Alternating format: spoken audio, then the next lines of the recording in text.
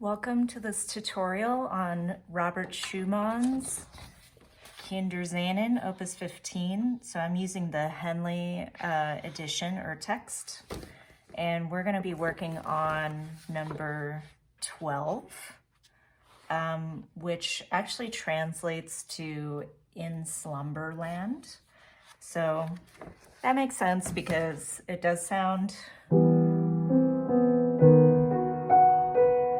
very dreamlike. So, since that's the case, most of the dynamics that we're seeing, we have a lot of piano, a lot of pianissimo, and then, a few diminuendos even to get to the pianissimo. So this is definitely a very delicate piece.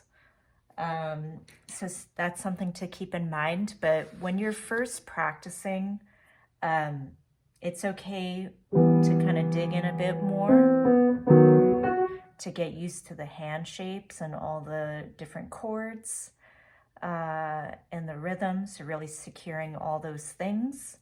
And then once you're comfortable with everything, then we can work a bit more on fine detail.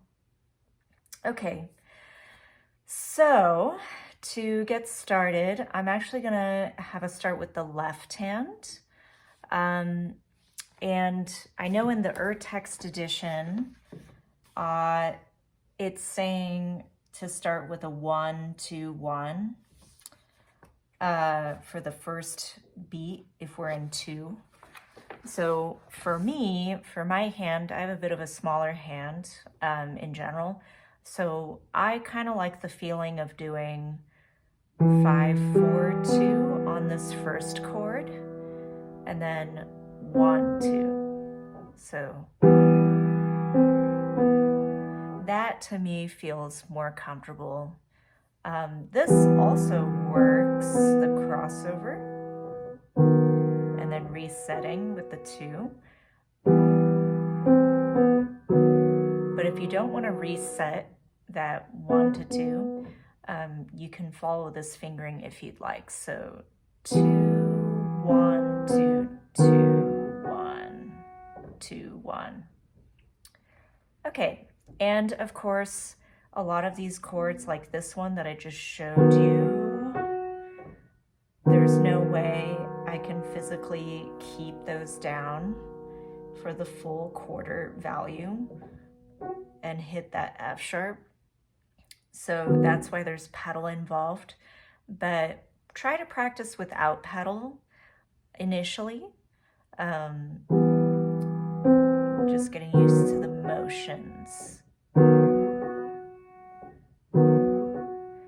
And also considering light thumb. So we don't really want to approach those F sharps that are consistent all the way into measure 8. We keep having this F sharp. We don't want to whack that F sharp for sure. So keeping it very close and light. And then I would continue this fingering even into this B minor, and then going into this, this is on measure 1, 2, 3, 4. This works pretty well with the 1 on the top, 1, 2, and then I'm gonna have to do 5-3-1 on this chord, cross to F sharp. So 1-1-2-1 cross, and again light crossover, and then we revert back to how we started.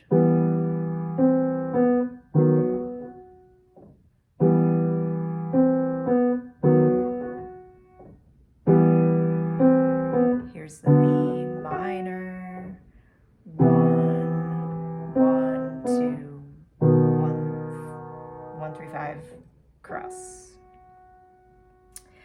Okay, so let's move on to the right hand for that little section that we just did up to measure 8.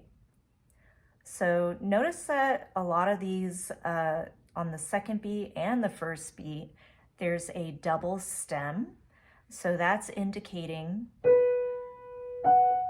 you really want to hold as long as you can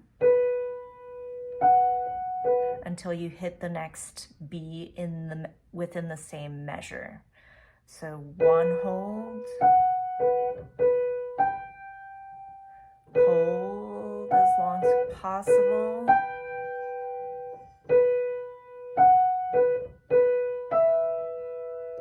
one hold it. So a lot of holding on the thumb.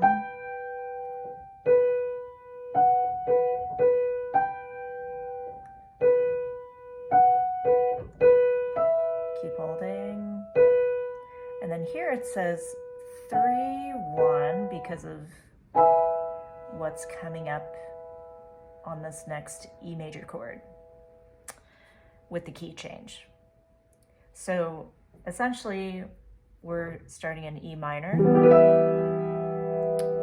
and then it goes into E major, starting from measure 9. Okay, so in terms of rhythm, when we're putting it together, so we just went over hand separate, which was 1 E and a, 2 E and a. Meanwhile, right hand, so rest on the first beat, 1 E and a, 2 E and a, 1 E and, 2 E and 1 E and. So we kind of keep that rhythm going all the way through to measure 8.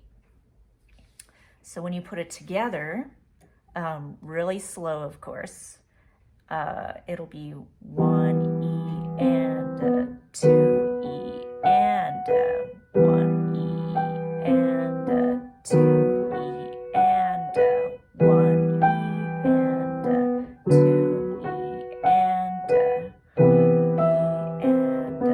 2 E and. So that's how we continue into measure 8 with that exact same rhythm all throughout. Okay, so now let's break down where the key change occurs. So this is on measure 9. So we're going into E major, like I mentioned. So we have to factor in, okay, we just came in from F sharp, and now we have 3 extra sharps because we're in the key of E major. So we have to add that G sharp, C sharp, D sharp,